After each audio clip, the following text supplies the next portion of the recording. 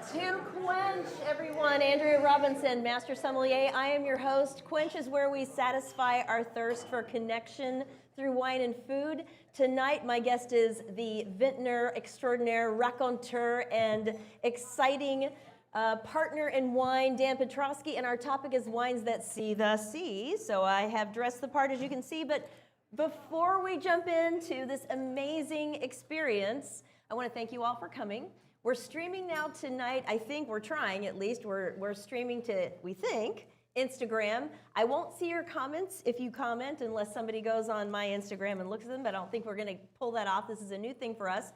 Facebook, YouTube, and LinkedIn. So hopefully those of you who are at home are able to join in and get us your questions and comments. But also, we are here in the beautiful Copia, Napa Valley. And we have an in-person studio audience. Everybody wave over at my handsome husband, John, there, who is giving you your moment in the sun, or at least your moment on the screen. And we are so fortunate to be here at this home for wine, food, and the arts, founded by one of our founding fathers of the modern Napa Valley, which is Robert Mondavi, together with Julia Child and many of the other great vintners here of Napa Valley. And we're in the Napa Valley Vintners Theater, and we are tasting an extraordinary lineup of 6 wines. So we'll just take a look at that real quick. If we can jump to our roving camera there, we get a lineup, this gorgeous lineup of wines, all influenced by the ocean, and an extraordinary pairing plate from Chef Chris Lemerand of the Grove Restaurant. And as you can see, we have olive tapenade, we have euphoria cheese, we have a Spanish tortilla, we have Marcona almonds, olive oil, boquerones, of course a great crusty bread for our olive oil, and euphoria cheese. So, and, oh, hold on, we have a duck egg, a quail egg, raviolo, which I can't even imagine making this amount of raviolo for 60 of my best friends, but there you have it.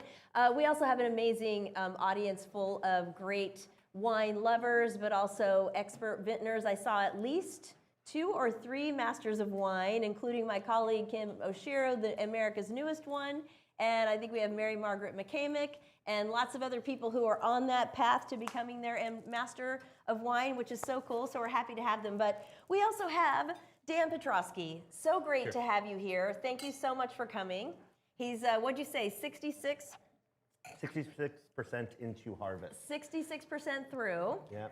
And so you will definitely be able to go on that ocean vacation by Thanksgiving for sure, right? I'm looking forward to actually having a Labor Day off. Right, can you imagine? Right, a Labor Day off for a vintner in the Northern Hemisphere. So before we jump though into our lineup of 6 wines and why you're my perfect guest to talk about wines that see the sea, we had a little poll. We had a little challenge upon arrival.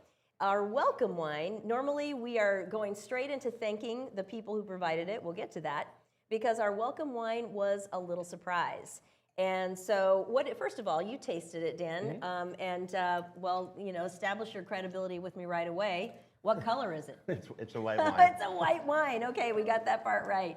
And but what we did was we played a game called the Nose Nose, and we gave the folks a lineup of 5 different essences, and 3 of them are in the wine, 2 of them are red herrings, and everybody has the ability now to answer a poll. So let's jump to our poll, and you'll see that your choices were lemon, peach, clementine, butter, and jasmine green tea. We got a lot of votes for lemon. We've got, okay, peach is coming hard on its heels. Butter is losing ground, and jasmine green tea is not getting that much attention, a little bit though. So everybody found this to be pretty aromatic, it looks like. And it looks like a good chunk of the room is voting, and some of you are just too busy sipping it to give us your votes. So let's talk about this one for a second. I think I was talking to one of the Master of Wine folks in the crowd who was saying it's a little bit estery, which means I think what they meant is pretty floral. And so I'm surprised that more people didn't go with jasmine green tea on that. But Would you say it's a lighter bodied style or a fuller bodied style? What did y'all think? No consensus whatsoever. Where'd you land? Like, what's if you're just like looking at it as a? Did you think it was oaked? Not. No, for me, it's a little sweeter than I would like from this conversation we're having today. Right. So I was really intrigued by your choice of this wine coming in.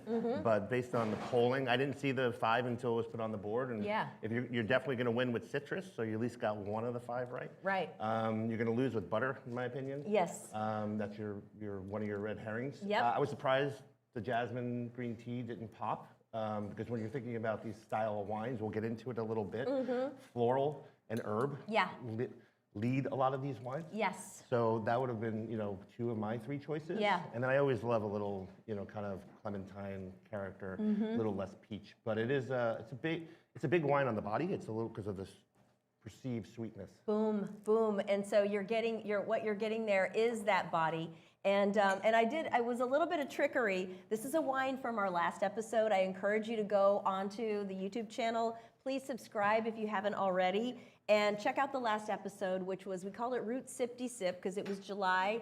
And we were, not Route 66, but Route Sipty Sip. And we were exploring American icon wines. And this is a Viognier from Virginia. So the grape is Viognier from Veritas Winery.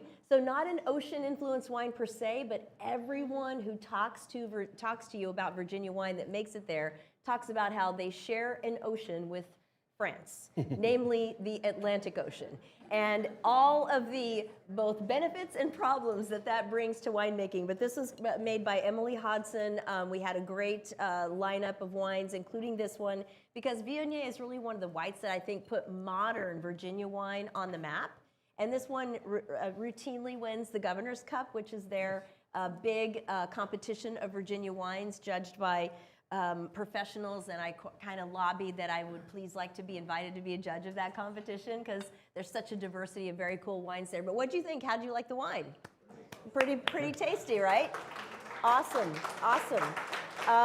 All right, what I'd love everybody to do, because these wines are amazing and they are set up in a pretty cool order, I'd like you to go ahead and start swirling and smelling, and you're also free to taste the wines. We're gonna start with wine number 1, which is the Paco and Lola Albariño, and it is, as is typical of most Spanish Albariño, 100% Albariño grapes, 100% stainless steel fermentation and aging, sitting on the lees for 3 months, which is pretty typical of Rías, Baixas, Albariño. But let's just talk about the region, because in terms of wines that see the sea, this, in particular, the subregion of what they call Val dos Salnes is right on the water. So let's actually take a look at that. We have a beautiful image. Yeah, these are, vines that are always on an ocean vacation because they're really right there. And I remember when I was visiting Paco and Lola Winery, they actually took us out in a boat directly from the winery and directly to a series of floating barges where they were harvesting the bivalves that we ate for lunch. So you're talking about those 2 things together. It's kind of perfect. But that level of ocean influence in Rías Baixas, I mean, Dan, what do you think it brings to the wine? I'm going to ask you a couple of questions about your experience there and what they told you, but I think a lot of this ocean experience we're getting in wines isn't actually sea foam or sea salt or sea spray. It's more of the chemistry through winemaking, along with a lot of perception. And I think these are the things that we can kind of dig into as we start talking about it, and especially with the Massican wine, which the grapes don't really see the sea. Right. We're a little bit further inland. We can talk about that in a second.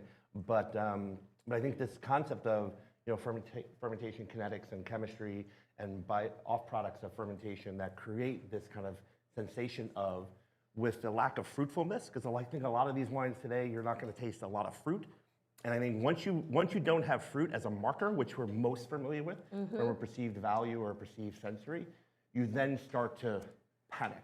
And your mind goes, your mind starts with words like mineral, and you're just like, is this true? But it actually is true in the sense of how these things come together through perception. So, but you'll never fail with a picture like that to sell online. Yeah. Put that on on the shelf talker, Right. and you're getting my $20 or $30 or whatever the wine costs. For sure, and I'm glad that you mentioned that about sort of sea spray and where fruit is in the background, because I think that that's becoming the secret sauce for these wines. Because you think about what people are drinking, they're drinking like kombuchas, and they're going for, you know, sour beers and all these things that aren't just like blatantly fruit bombs.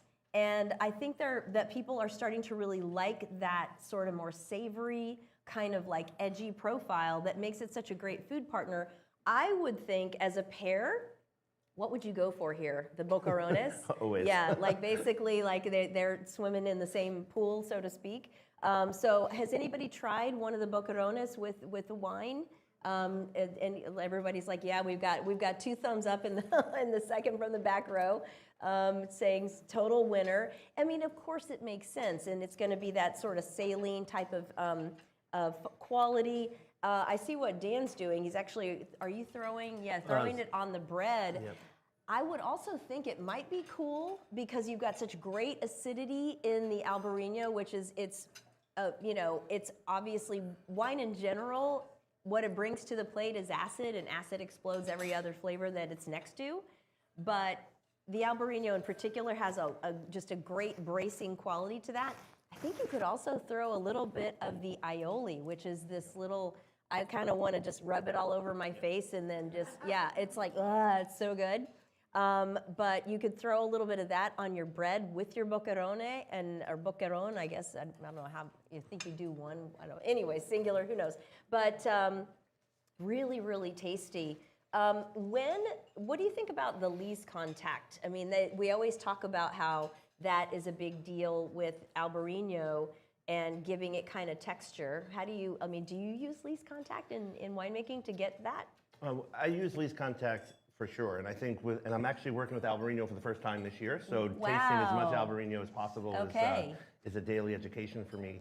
But when you have a grape like this that has so much acidity, one of the tricks to kind of softening that acidity and drawing it out across the palate is to have lees contact, to have some barriques or barrels or some sort of wood hyperoxidized space that you can actually soften that acidity a little bit. Batonnage works in that sense as well. So I do actually appreciate that in this wine. And for me, when I taste it and smell it, it has a lot of nice fragrance to it also. A little bit almost perfumey, a tiny bit floral. Anybody have any other? Yeah, I've got Christopher Sawyer, Christopher Sawyer, masterful at describing wine. Yes, I thought it was very floral. I mean, it's got fruit, but it's kind of like more exotic melon kinds of thing. I've been to Albariño region as well many times, and you have lots of razor clams and things like that. Yeah. You just basically eat seafood the whole entire time, and then you drink a bunch of the wines, and you have a great time. I really feel like this has the great acidity. It does have body and texture, and so I really liked it with our kind of fish part there. It really blows it up when you do have it with that. It's the saltiness of that, and it is the seafaringness. It's where it's located, too. I mean, a lot of us don't know that it's kind of right below the Basque region, or it is the part of the Basque region there in Spain, right above Portugal. And it's just on the sea. Yeah. And looking at the ocean. So this influence does help it cool down at night, and that's what preserves the acidity. And I just like the brightness and the freshness of it a lot. Yeah, me too. I also just, as I would typically do in life, I had it with popcorn. And, hard to go wrong. And I don't know if everywhere, including the Napa Valley, has wine by the glass at the movie theater, but it is kind of cool. Otherwise, just watch movies at home, and then you have your popcorn and your wine. So delicious wine. We are going to go to our next poll question, and this is about the winemaker Dan Petroski, because he is an expatriate of another career like I am. So let's jump to the poll if we could. Prior to becoming a winemaker, Dan Petroski worked in which industry? Fashion modeling, cybersecurity, gin botanicals farming, and publishing. And I know he loves gin, so it wouldn't have surprised me if it was gin botanicals farming. Okay, we got lots of people voting for the fashion modeling. This is great. I put fashion rather than runway because I was like, okay, how far can I push this? All right, well, so we clearly have a consensus for publishing.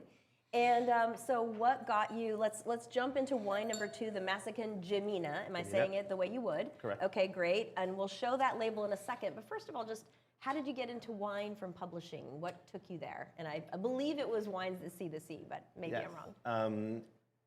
New York City's fine dining, New York City dining, Time Inc., Time Magazine's corporate credit card to explore New York City fine dining and all the wines.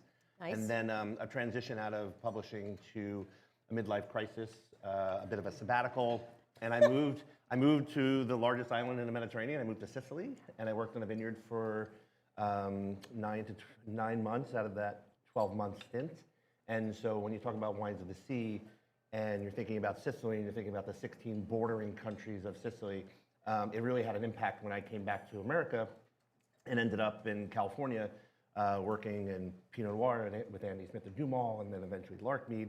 But the bug was with me about these coastal Mediterranean white wines, which Napa Valley, Sonoma County can be very Mediterranean in climatic conditions.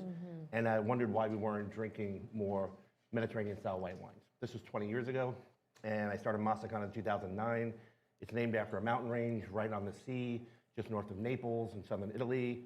Gemina is named after the ancient Greek grape that came to Italy in the year 600. Wow. It came from Greece, so the Italians said we need to give this grape a nickname. We'll call it Greco, Greek grape.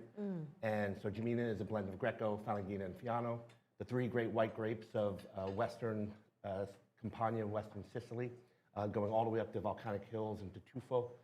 And that was kind of like the epitome of wines by the sea. If you think about Italy, you think about it's a peninsula. I hate to say this, it's like Florida, but but it gets intense sun. It has very porous soils, so not a lot of organic matter. It gets a lot of wind from North Africa, that Le Mistral wind that cuts through and then hits off Italy and goes through the Rhone Valley, and that causes a lot of stress. So it created grapes with high acid, created grapes with thick skins and tannic structure like Greco. Greco has the most tannin of any white grape variety. Wow. Falangina is one of the most acidic white grape varieties. And these are hundreds of years of evolution to protect themselves against the harshness of the sea, the harshness of the weather, harshness of the wind. And to get those planted here in California, there's not a lot of them. There's a bit more Fiano than there is Falangina and Greco combined. But I'm very fortunate. Where are they planted? So for me, I'm working in 3 locations. I'm working in Dunnigan Hills to get the Greco, so way inland, just north of Sacramento, north of Davis. I'm working in Clarksburg, which would be south of that area, and then working in Russian River Valley. Okay, wow. Which one's in the Russian River? Fiano. Oh, that makes sense. So I just tasted, so I took some of the olive tapenade with some olive oil to give it more like oily and roundness and to soften the briny assertiveness of the olive tapenade, and then tasted that with the wine. And I am telling you, I would just mix all of that with a pasta at home, and I would call that dinner. I mean, and think how cheap that would be. So with just some olive tapenade and a pasta and olive oil, boom. And also, by the way, good for you, right? Yeah. Yeah. So let's take a look at the label of this, so that everybody can see. So is this correct? We put it as 50% Greco, 34 Falangina, 16 Fiano, which of course, blind, we would all know that. Just kidding. Whole cluster, it's 76% used French oak, then stainless steel tank and concrete egg. So what are you going for with those different techniques and vessels? So the vessels were just an opportunity to try something for the first time. So the egg wasn't a choice. It was an available vessel that I've never used before. Okay. So the Falangina was fermented in 3 different vessels, and it was basically a trial for me to see what the wood versus stainless versus the concrete. And Falangina can be very reductive, as can Greco and Fiano. And when I talk about reductive, it's talking about that flintiness, that kind of smoky, kind of muted character of citrus, florals, and herbs and fruit. And just that kind of the shape of the egg, that concave shape, it actually helped the fermentary and the post-fermentary kind of kinetics of the wine movement, then it was actually a lot less reductive than the other two combined. And that reduction leads, I still like that reduction because in small amounts, it gives you this seashell, oyster shell, brininess character, less so than the flint that you see in a lot of Burgundy. So for me, it was, I want to capture that, and this using these 3 vessels allowed me to spread it out a little bit. So very clean wine in the egg, very reductive wine in the stainless, and then the midpoint in the oak. So it was more of a winemaker trial than anything. So if I had more eggs, I would use them. This is, speaking of eggs, that raviolo, the quail egg raviolo with this wine, I kind of want to just sign off now and just sit here and eat and drink because, oh my gosh, this is fantastic. So if you get a chance to come to the Grove and have a dish like that, but the wine, I'm struck by the aromatics. There's chervil, there's, which is a little bit of an herbal thing. There's a little bit of like a fennel almost character to me. And then the fruit is like Asian pear. Like there's something, a crisp fruit to it, but it's not a tart crisp fruit. So I think I'm in the Asian pear zone. Am I there? No, I want to go back to what I said earlier about this idea of when you don't have fruit, your mind starts to connect things to put something together as a picture in your head. Yeah. I live every day of my life wishing I woke up in the Mediterranean. So when I hear you talk about herb, and I hear you talk about citrus, Right. I hear you talk about kind of like a stone fruit, I think of the sea, I think of the Mediterranean immediately. So that's where my head goes so even though this wine doesn't see the sea from any of its vineyards, Right.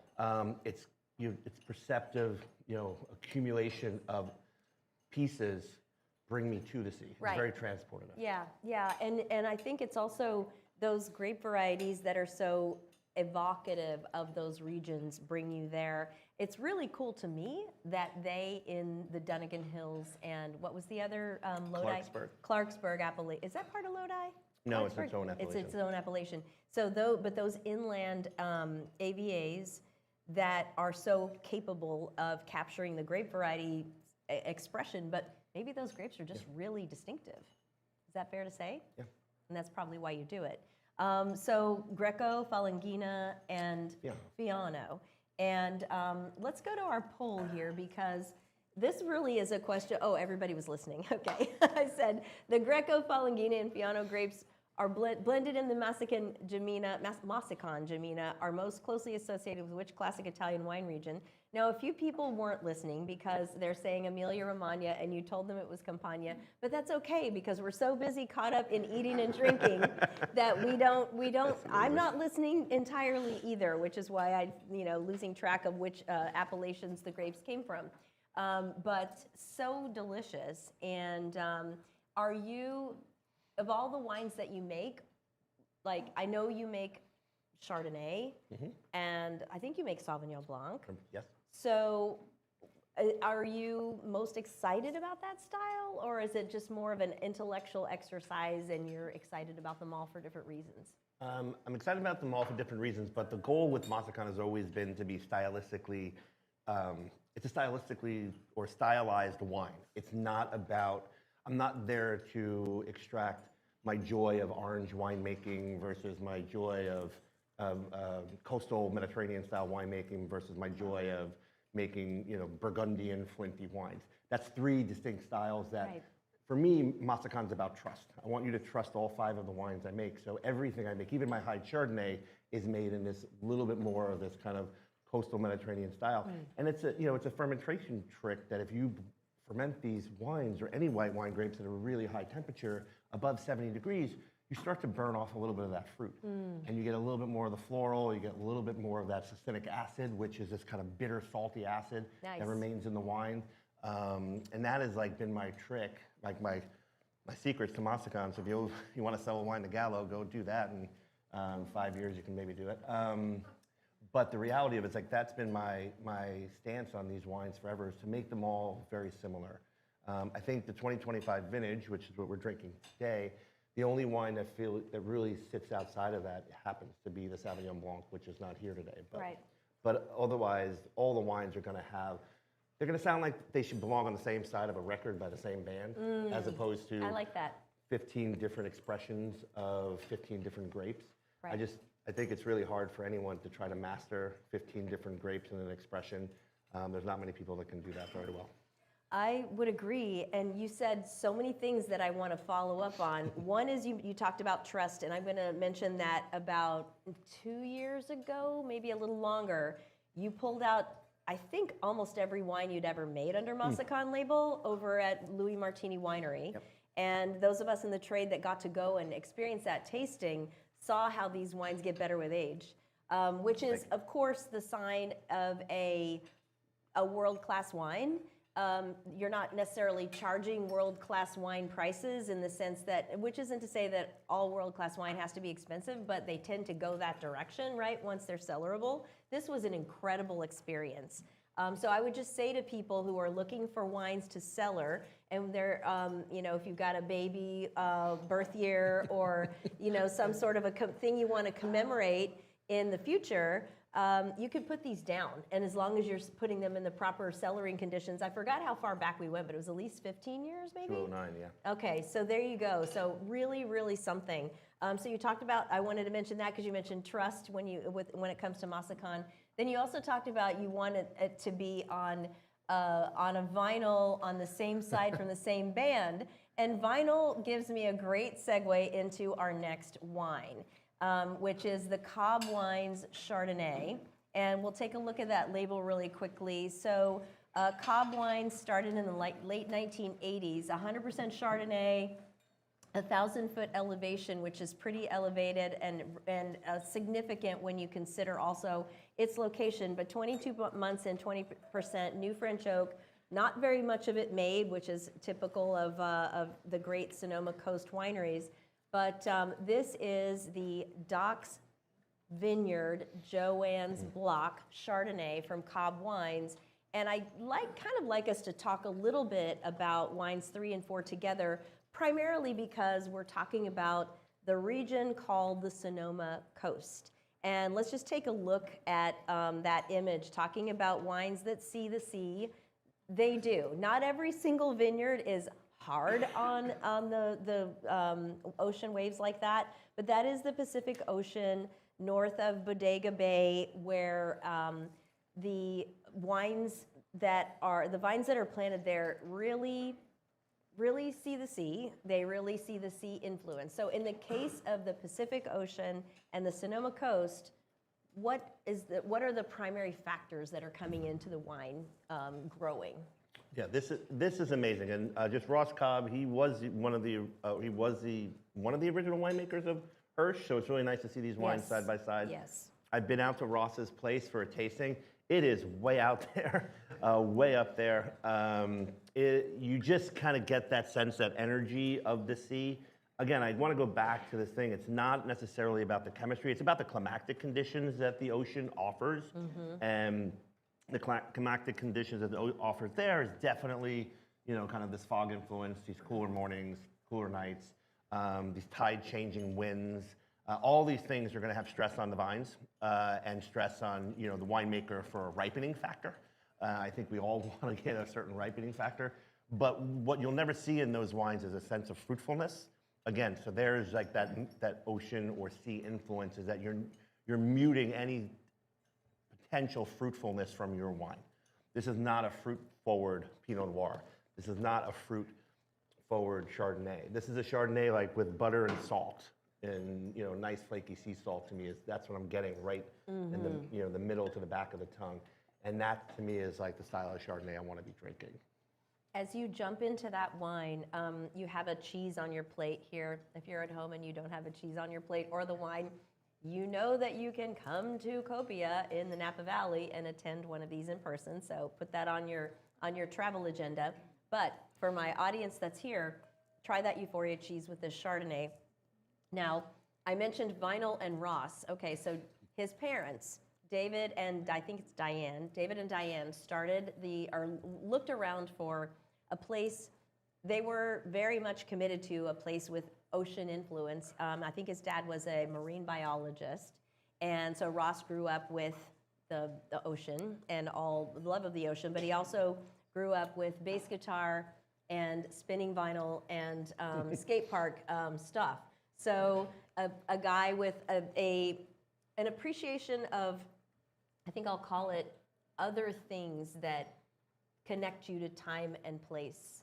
And things like music are a big deal in terms of that. Yep. So just when you taste this wine, like you said, it's not a fruit bomb.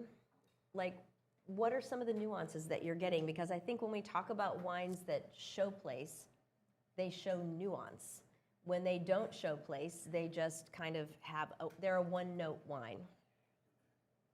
No, and I think that's it. We always talk when a wine tastes different on the palate than it does on the nose.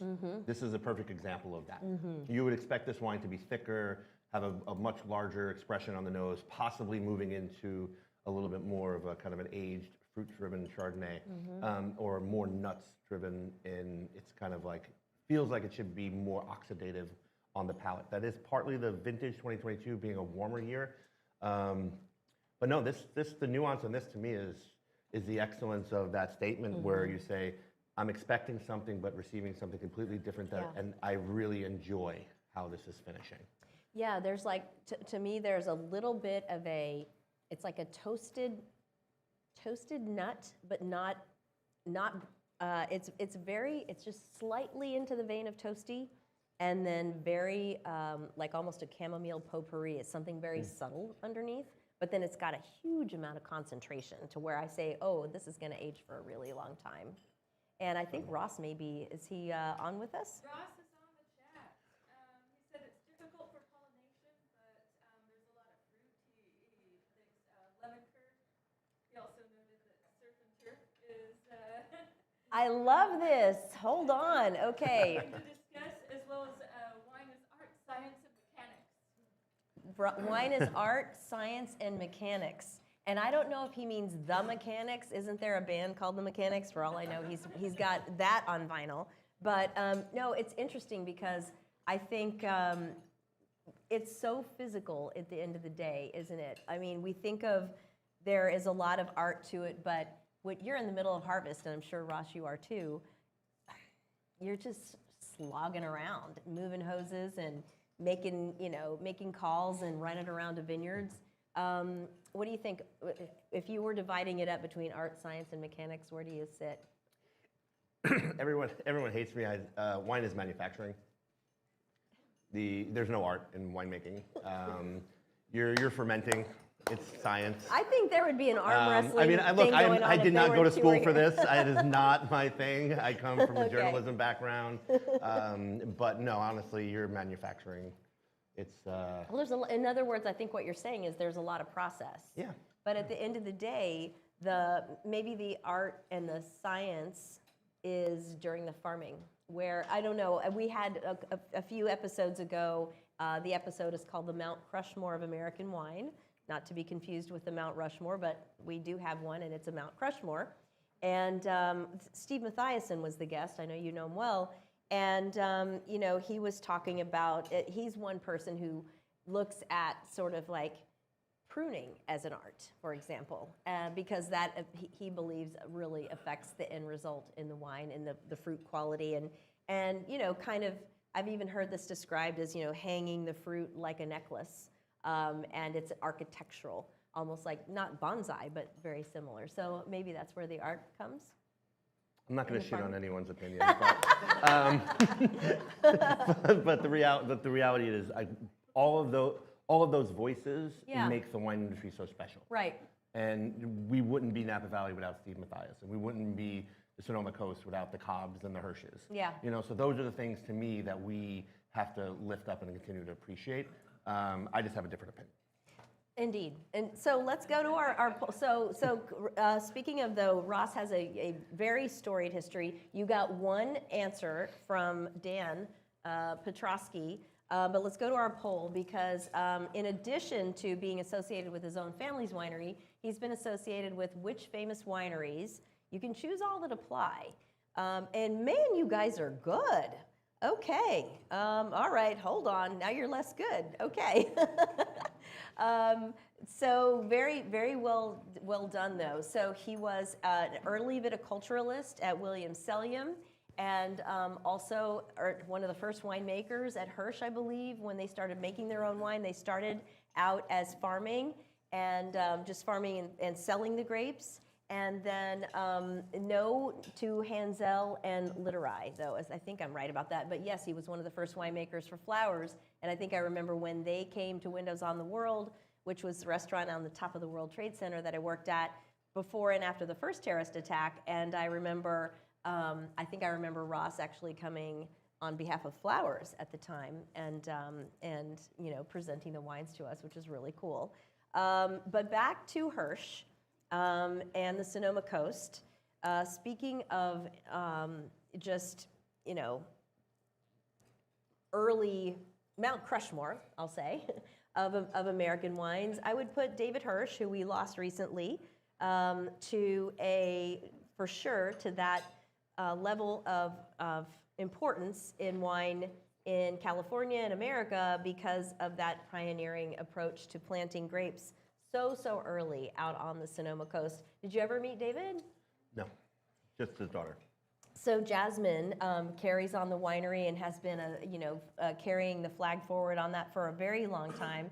She is so cool. Very supportive of this. She'd have been here if it wasn't harvest, and you know, it might be like, I don't know, 30 minutes as the crow flies, if you could go as the crow flies. But how long does it take you to get out 3 there? hours. 3 hours from Napa to the Sonoma coast to Hirsch, because it's really remote. But I met David in 2000. I had to look this up. I found a write-up of this event.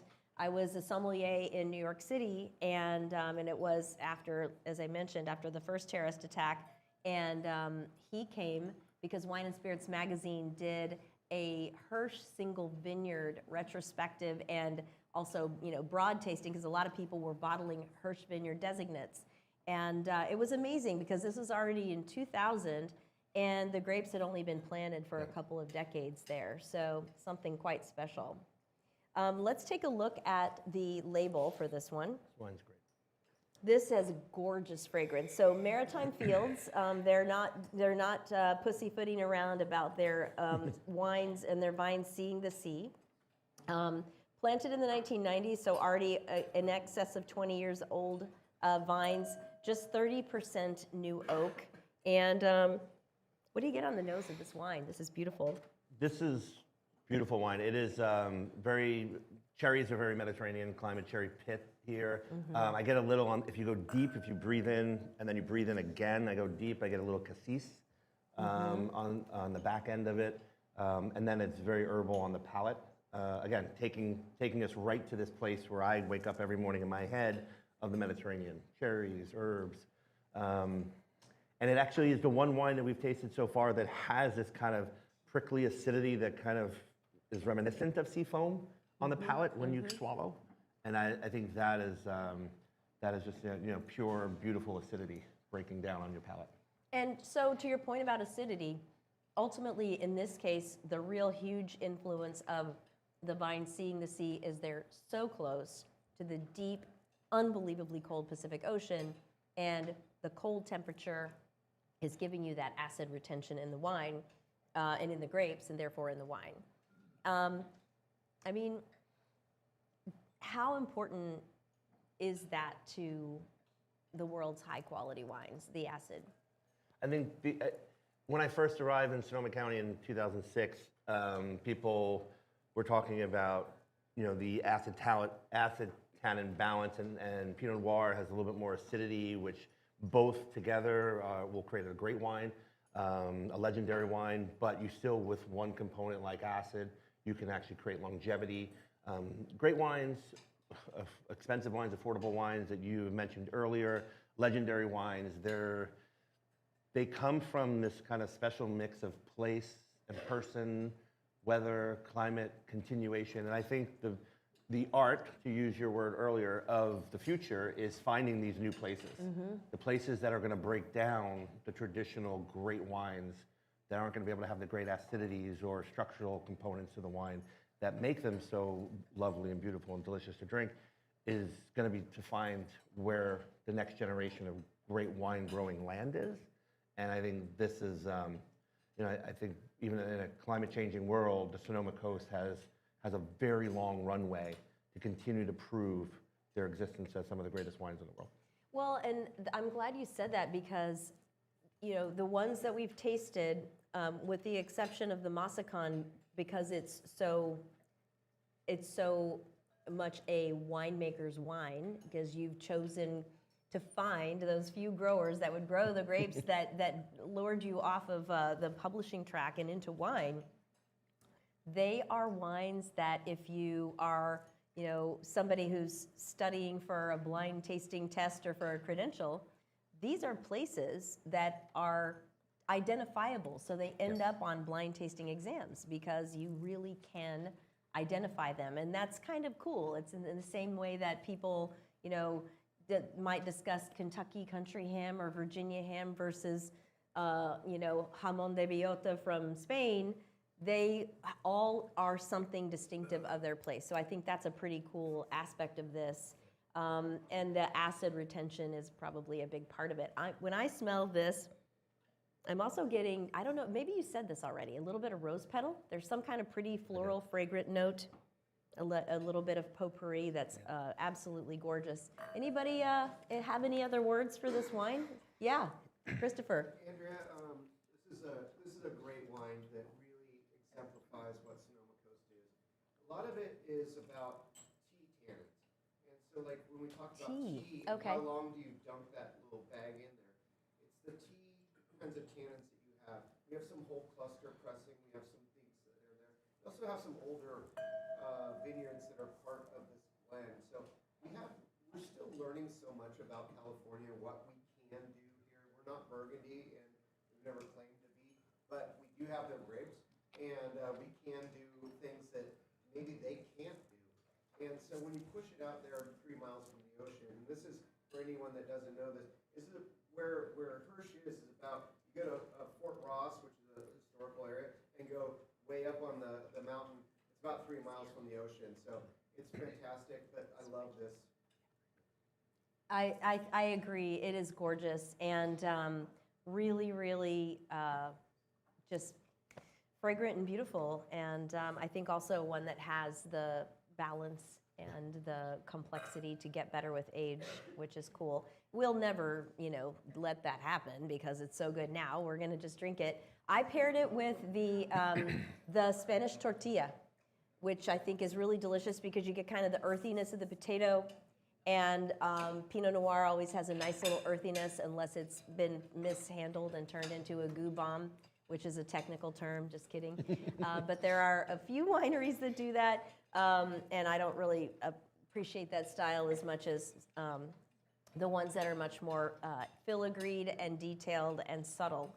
So Sonoma Coast, gorgeous and really special. And just remember, when you're thinking cool climate grapes, Chardonnay and Pinot Noir, whether that's in Champagne or in the Carneros or the Sonoma Coast or the Santa Lucia Highlands or Santa Rita Hills or many parts of the world, those two grapes can tend to thrive, and that's why tasting these wines side by side was a really cool treat. Beautiful.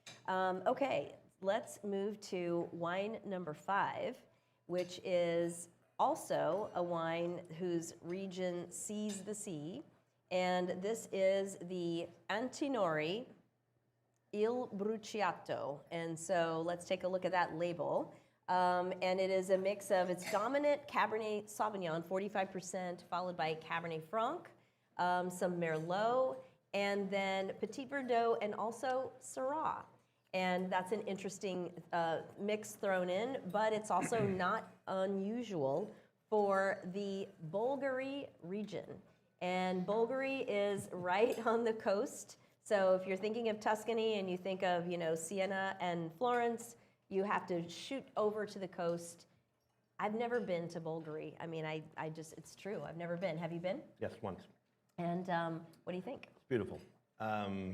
It's truly beautiful. It's one of the most fashionable places, modern fashionable places for Italian culture and lifestyle and summertime vacationing. So this is definitely a summer wine. It's definitely a wine with summer pasta with tomatoes for me when you're thinking about the pairings here.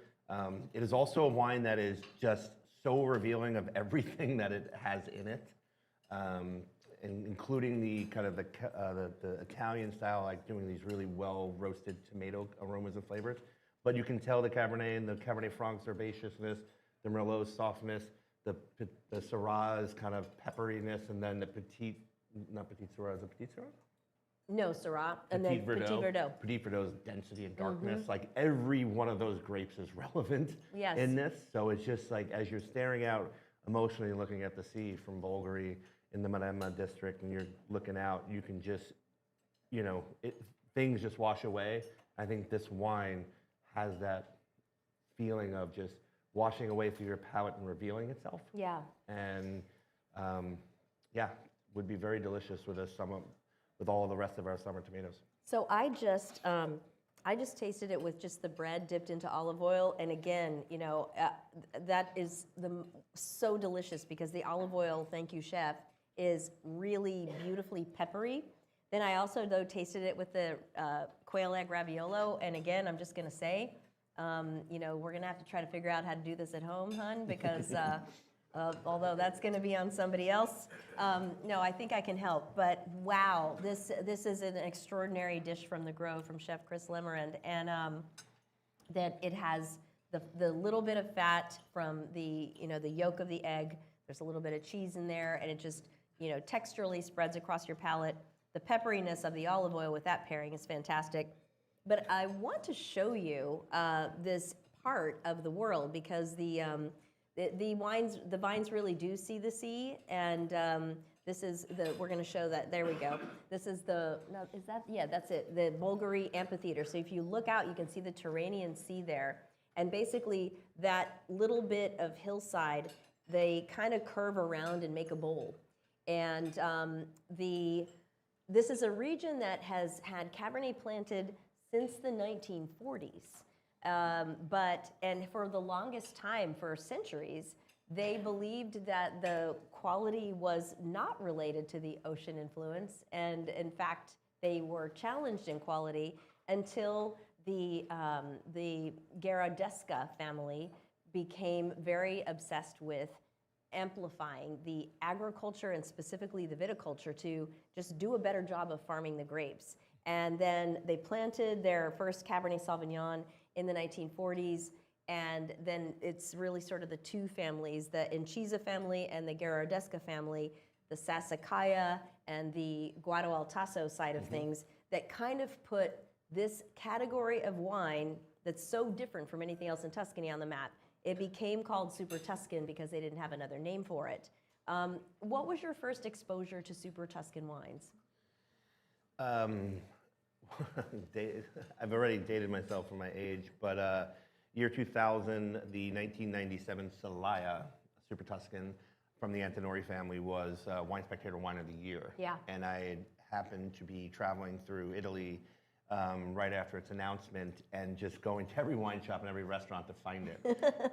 Tuscany they immediately raised their price and then went down south to the Amalfi Coast, and it was priced, as purchased. So it was nice. It was. They didn't let me buy an extra bottle to bring to my room that night. Darn it! Unfortunately, yeah. But yeah, I've always been a huge fan of Super Tuscans. So go back to why they were called Super Tuscans is that the region did not have an appellation status, meaning a designation, an official designation, in the same way that Napa Valley is an American viticultural area. In Italy, the designations are denomination of origin controlled, denominazione di origine controllata, and then they later in the 1990s, early 90s, created denominazione di origine controllata e garantita, DOCG. Yay for those initials there, and that's why we talk with our hands. But this was a sleeper of a region, even though it was getting a lot of attention from some of the most accomplished winemaking families. And when the Sassicaia and the Celaya wines started to come out, they didn't have an appellation status, and so journalists started to call them Super Tuscans, and it created a lot of turmoil because they were vino da tavola, or table wine, which officially, technically, was the lowest of the low. But being Americans, we didn't care. We were like, super Tuscan, that's good. You know, we didn't care about it having an appellation, right? Ferraris were not meant to drive on the streets of Napa Valley, but we still buy But them. we'll do it anyway. And you know, the end of the day, that notion of it needing to have an official categorization as opposed to just being really good. Yeah. I think maybe that's what's great about the American market, and I think that's what the Europeans would say about what's great. That is what's great about the American market, is we care less about the pecking order and more about what do you got? Like, bring it on and show me that.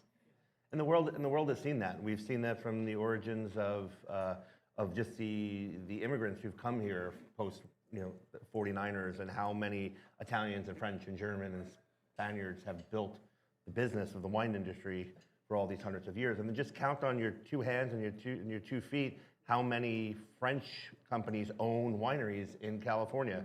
You don't have enough fingers and toes. Yeah. And you add Oregon to that, you need like 2 or 3 or 4 people in a room. Yeah. I mean, the world has seen upon us as, the future, and now the future is kind of bleak due to climate changing conditions. We have to find the next spaces. Yeah. And that's where it's going to be fun. And the Or next- we make a lot more sherry-like wine. Indeed, and we will be doing that. I'm going to give one last, I want to just do I want to jump quickly to a poll question because this is kind of fun. Okay, hold on. All right, the Antinori's family's wine production spans, and you can answer this question, 7 centuries or 26 generations or 3 continents or all of the above. Yeah, okay. So what do they know about wine anyway? Just kidding. And I think we're really... They know that Sangiovese doesn't work in California. They know that Sangiovese doesn't work in California. This is true. And they know that family ownership is something that confers a lot of consistency and a lot of commitment. Because at the end of the day, when you're farming world-class vineyards, it's a long-term play. And I think that's what's been great for us in the Napa Valley, having them assume full ownership of, for example, Stag's Leap wine cellars. So this, if you've watched prior episodes of Quench, you know that we tasted the Stag's Leap SLV Cabernet Sauvignon as part of our Goated Grapes Cabernet episode. And so now we have this example, which is a tiny fraction of the price. It's drinking beautifully now. You can smell, I think, you can smell the Cabernet. I can also kind of get the Syrah. There's a little bit of that sort of like kind of just singed blueberry, but then there's also some of that still blackcurrant kind of piece. But then it's so silky and, like, you were saying, kind of ready to go, which is gorgeous. It makes you, just like you say, want to be at the seaside and blister some tomatoes or rehydrate some sun-drieds, and away you go. When you're cooking, I know that you're really into food, and I'm assuming that you cook a lot. Back to the fashion modeling prior career there, so like, I referenced before the idea of olives. The olive tapenade, throw a bunch more olive oil at a pasta, and that's dinner. And to me, that's sort of like the simple way of especially Mediterranean, European seaside cooking. I mean, is that kind of your home thing? It is, but still 20 years later, having started my career in this business, I still come to the table with, what are we drinking? Okay, we'll prepare food for that. Us too. And I think that's that's our livelihood around here in the valley, and to me it's leaned, not only because I'm a white winemaker, but it's leaned a lot towards white wine over the course of the last 5 to 6 years. And as I started a few years ago writing a cookbook, and now I'm doing a compendium on pasta, and we're testing regional pastas against wine, and we can't seem to get out of white wine. Yeah. Pasta and white wine is just one of the perfect pairings that doesn't often get noticed. Or your intuition is not like, oh, what should I eat with eggplant parm? What should I drink with eggplant parm? You should actually drink Gemina. You shouldn't be drinking Albariño. which is kind of regionally focused, or a red wine. So I'm exploring that, and it's been a lot of fun. So I just all I want to do is really just explore more food and wine regionality and figure out how that works in California as well. So speaking of your pasta compendium, I was reading that and I was looking at one of the recipes that I wanted to make, and I think you did the recipe with Jordan McKay, which what does he know about food and wine? Just kidding. He's a great cookbook author and great writer. Love Jordan's works. And you had butter in a pasta recipe from southern Italy, and it made me wonder, what was that? Oh shoot, what was it? With clams. I think it was linguine with clams. Linguine with clams. Yeah, and there's a little butter in there. Do you think that that's okay? Yes. I do. We in the original recipe from the cookbook, it had butter. We updated that. We're not publishing the recipes that we pair against the wines. Okay. But with the updated pairings of linguine and clams, we did not reduce the clam liquor and sauce with butter. Because I would maybe miss it, but I also thought, hey, is that allowed in Southern Italian recipes? My chef who worked with Jordan on that cookbook together was a San Francisco chef, and she took some, I think, California liberty. Yeah, absolutely. Yeah. Well, and just butter is always, you can always take liberties with that. So speaking of which, but the buttered popcorn with this wine is delicious as well with the Il Bruciato. So I remember being in French culinary school. I went to the French Culinary Institute in New York City, and I then, shortly after I graduated, came out with my second book, which was Great Taste Made Simple, and it's a food and wine pairing book. And on the cover is me with popcorn. And all of my French chefs were like, Andrea, have we taught you nothing? You know, and I was like, well, popcorn goes with everything, wine. But yes, there was a lot more than popcorn in the book for sure. But I'm a huge fan, and that's why we have it every time at every episode of Quench. And the chef is very nice to accommodate us on that. What do we think, though, right? Popcorn pretty much goes with all the wines. Yeah? Yeah? Pretty much. There's no way, collectively, everyone in the room, you can probably at least muster popcorn, even if you're not a cook, right? So there you go. You can also just go buy some, and there's some pretty decent bagged popcorn out there, so yay. And it's whole grain, it's healthy-ish.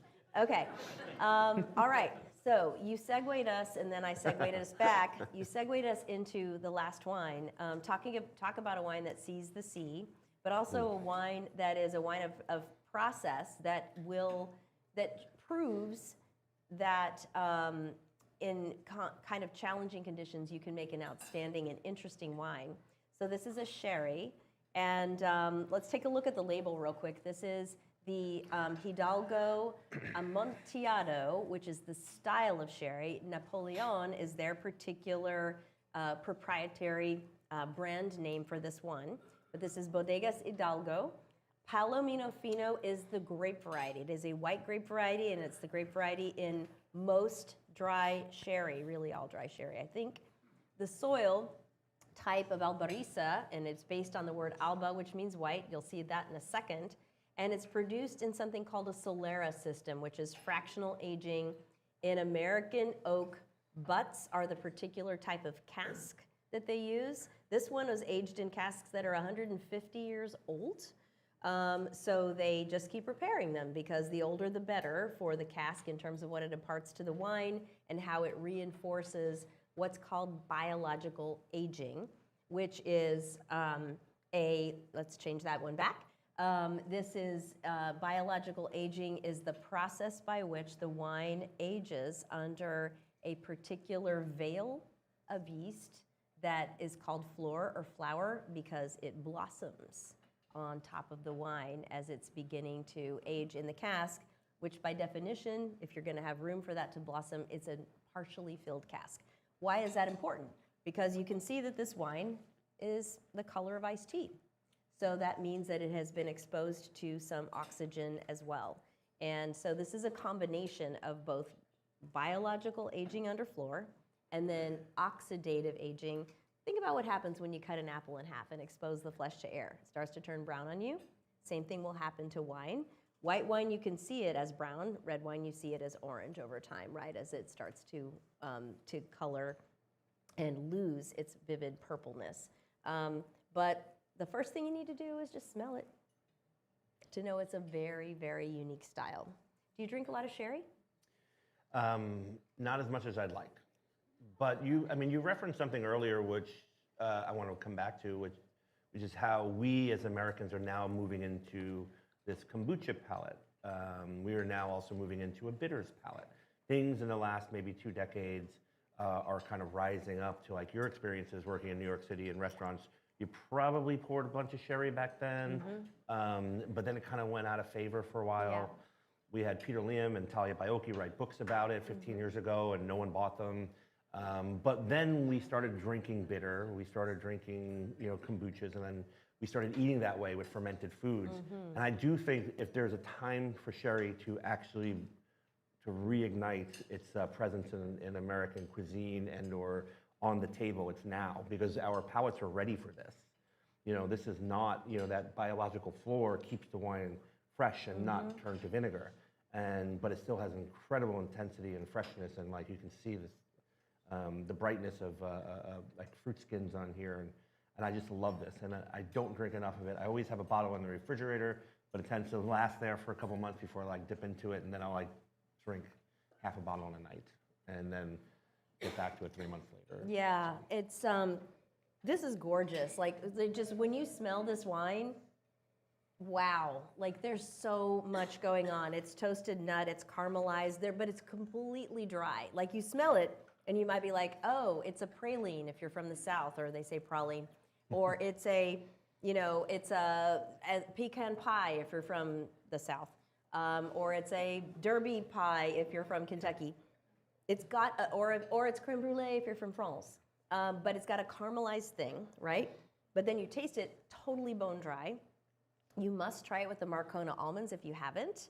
And for everybody watching at home, that's your homework assignment, is to have an Amontillado, or you could have a Fino or a Manzanilla or an Oloroso. They're all different styles of sherry.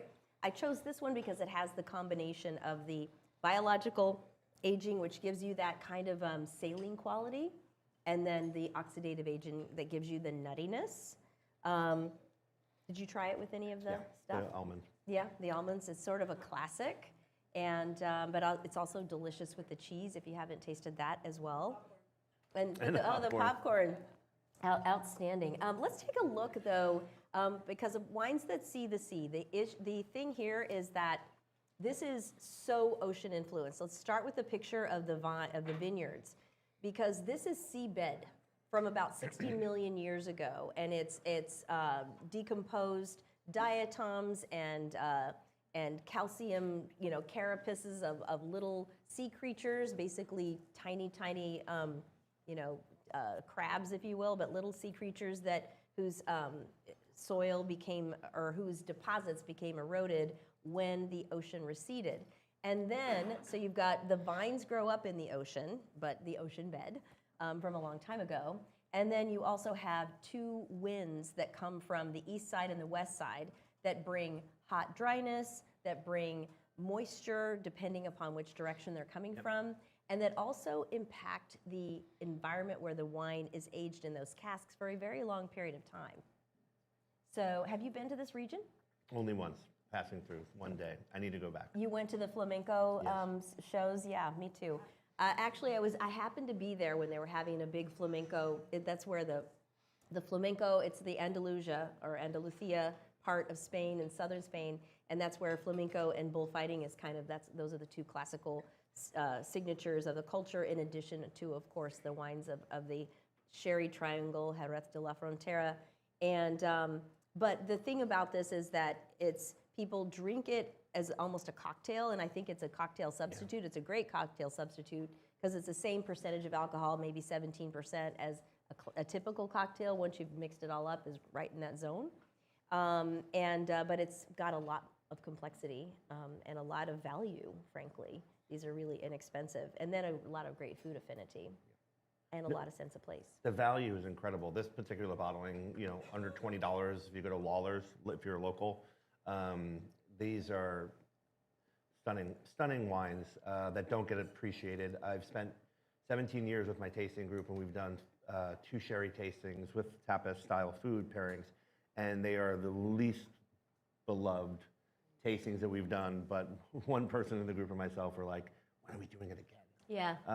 Because we just don't get exposed to it this much, and it just really shows the beauty of nature and its evolution. Yeah. And what wine grapes can become through process, which again goes back to manufacturing. And it's really just, what fascinates me is that they ever came up with that process at all. I mean, but there's so many things. It's like, you know, how did they decide to build pyramids in Egypt? I mean, I know that's not exactly comparable, but it kind of is, because it's people, their ingenuity, making what they have in their local environment work really well to do something really cool. I think that's really what it's about, right? Let's toast to that. Something cool. Yeah, and with your local environment and your local peeps, right? So what how many people in the audience, and I know I don't have a camera on you right now, but how many people have had a wine like this before? Oh my goodness, all right, we got a bunch of pros. All right, good. How many people will continue to drink these wines? Because you'll never be invited back if you, okay, good, excellent. Got it, excellent. It's the pairing with the almonds is amazing.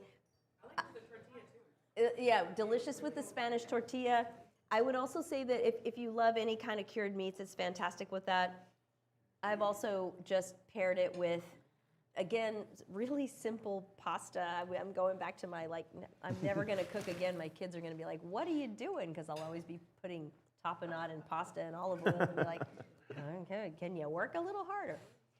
Dinner at home is usually something kind of special, but this is really quite a wine that sees the sea. And so I'm going to give you one last poll question on this one, because we've talked a lot about this.